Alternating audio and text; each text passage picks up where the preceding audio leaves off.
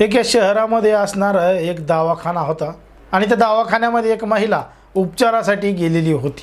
आता एक महिला दवाखान्यामध्ये उपचारासाठी गेली, तिला जे काही त्रास होत आहे, जे काही तिचं दुखतंय ती डॉक्टरांना सांगू लागली। मग डॉक्टरांनी तिचं चेकअप केलं आणि त्या ठिकाणचा जो बेड होता त्या ठिकाणी तिला झोपण्यासाठी सांगितलं आणि तिला एक इंजेक्शन दिलं।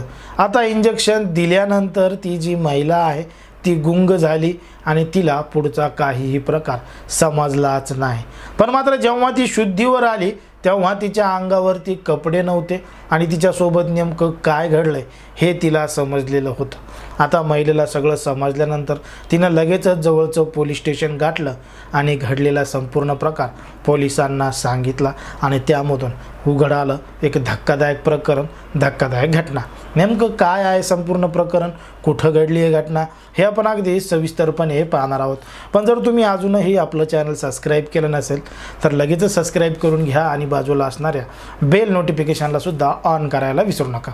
आता ही जी संपूर्ण घटना आहे ती आहे आपल्या महाराष्ट्रातीलच बुलढाणा जिल्ह्यातील खामगाव शहरातील। खामगाव शहरामध्ये असणारा जे घाटीपुरी नाका आहे, या नाक्याच्या परिसरामध्ये एक दवाखाना होता, एक हॉस्पिटल होतं आणि याच दवाखान्यामध्ये एक महिला आली होती उपचार घेण्यासाठी, तिचं जे दुखत होतं त्यासाठी। आता ती जी महिला आहे ती अकोट तालुक्यातली महिला या दवाखान्यामध्ये उपचार घेण्यासाठी आली होती। आता ती डॉक्टरांकडे गेली आणि तिचं जे काही दुखतंय त्याबद्दल ती डॉक्टरांना सांगू लागली। आता डॉक्टरांना संपूर्ण प्रकार सांगितला, डॉक्टरांना उपचार करण्यासाठी तिला तपासणी केली आणि त्या ठिकाणी असणारा जो बेड आहे त्या बेडवर झोपवलं, पडदा लावून घेतला आणि त्या महिलेला एक इंजेक्शन दिलं आणि इंजेक्शन दिल्यानंतर तिला गुंग आली, ती महिला बेशुद्ध झाली आणि बेशुद्ध झाल्यानंतर तिच्यासोबत नको ती घटना घडली, तिच्यासोबत नको ते कृत्य झालं।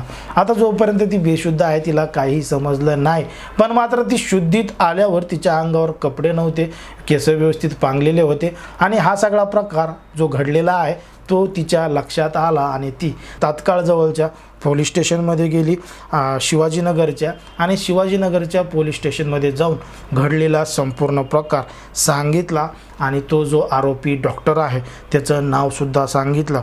त्या आरोपी डॉक्टरचं नाव आहे प्रशांत भगत। प्रशांत भगत याच्या विरोधात त्या महिलेनं गुन्हा दाखल केला आणि तक्रारसुद्धा दाखल केली।